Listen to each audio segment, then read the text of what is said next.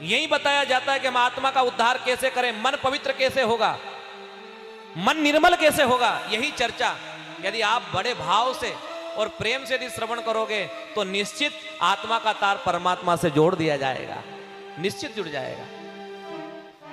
लेकिन आप सभी को मन भगवान की कथा में लगाना पड़ेगा, क्योंकि मन की बड़ी चंचलता है, मन इधर उधर भटकता रहता है।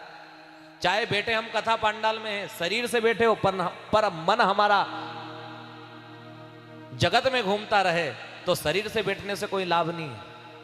शरीर से बने बैठे हो पर मन की गति बड़ी तेज है, मन बड़ा दौड़ता रहता है, मन की चंचलता। इसलिए मन को स्थिर करते हुए हमें कथा में लगाना। जवान हो गई, इस बात से मुझे दुख है। ये पंखा कर रही है कौन है? कि पंखा करने वाली कोई साधारण नहीं, गंगा यमुना मेरी सेवा में। अब जिसकी सेवा में गंगा नदी लगी हो, जिसकी सेवा में यमुना हो, जिसकी सेवा में सरस्वती हो, जिसकी सेवा में नर्मदा हो। देखो साहब, यदि हम भी गंगा जी जाते हैं नहाने के लिए, स्नान करने के लिए, तो क्यों जाते हो आप गंगा क्यों जाते हो? गंगा स्नान करने से पाप नष्ट हो जाता है, इसलिए हम गंगा स्नान करने के लिए जाते हैं। लेकिन यदि गांव में चलकर ही गंगा आ जाए तो क्यों? यदि यहां से आप जाओगे तो आपको 1000 किलोमीटर दूर गंगा जी मिलेगी। 1000 किलोमीटर का सफर करके गंगा में गए, स्नान करके आए, है ना। वो यदि फिर भी पाप धोकर, नरा लोग उनसे पूछो नहीं साहब तो गंगा जी नहीं है, गुरु जी गंगा जी तो नहीं है, कहीं पाप धोया या? पाप धोने नहीं आया, हड़का जकोड़ी नहीं गया, खाली पाप नहीं धोया, तो फिर गंगा जाने से लाभ क्या? लेकिन हम कह रहे हैं यदि गंगा चल करके आ जाए, स्वयं गंगा चल करके आ जाए, इससे अच्छी बात क्या होगी? क्योंकि हमारे गुरुदेव ने कहा है 2 गंगा और दोनों का अंतर अलग अलग।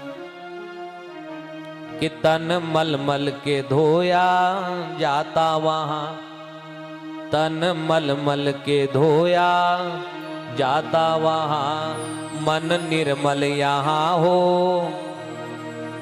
ये भी एक गंगा है, एक गंगा वो, एक गंगा ये जिसमें आप बैठे हो। ज्ञान गंगा महायज्ञ जो इस धरा पर चल रहा वो ज्ञान गंगा है, पर अंतर दोनों में देखना कि तन मल मल के धोया जाता वहां, मन निर्मल यहाँ हो जाता है। वहां हाथ हिलाया जाता है, यहाँ जीवा हिलाई जाती है।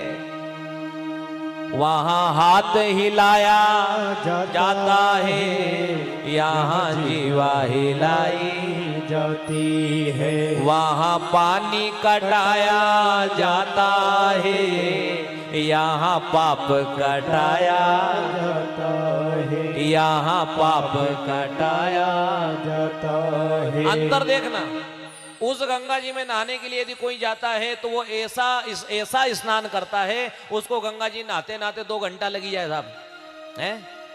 ऐसा हाथ पैर को रगड़ता है कि अभी तक गंगा जी नहीं आया, सारा मेल गंगा में निकाल कर जाऊंगा। लेकिन इस गंगा में अंतर क्या है कि तन मल मल के धोया जाता वहां, और मन निर्मल यहाँ हो। आप कथा में बैठते हो तो मन निर्मल होता है कि नहीं होता है? मन को शांति मिलती कि नहीं मिलती है इस ज्ञान गंगा में? इसलिए उन्होंने कहा है मन निर्मल यहाँ हो जाता है। वहां हाथ हिलाया, बोलिए बोलिए सभी, वहां हाथ हिलाया जाता है, यहाँ जीवा हिलाई। यदि आप स्नान कर रहे हो तो आपसे पूछा जाएगा क्यों रे बेटा हाथ पैर हिलाना आता है कि नहीं आता है? नहीं आता है तो यहीं बैठ करना, आगे मत जाना। यदि हाथ पैर हिलाना याद नहीं होगा तो बोलो डूब जाएगा।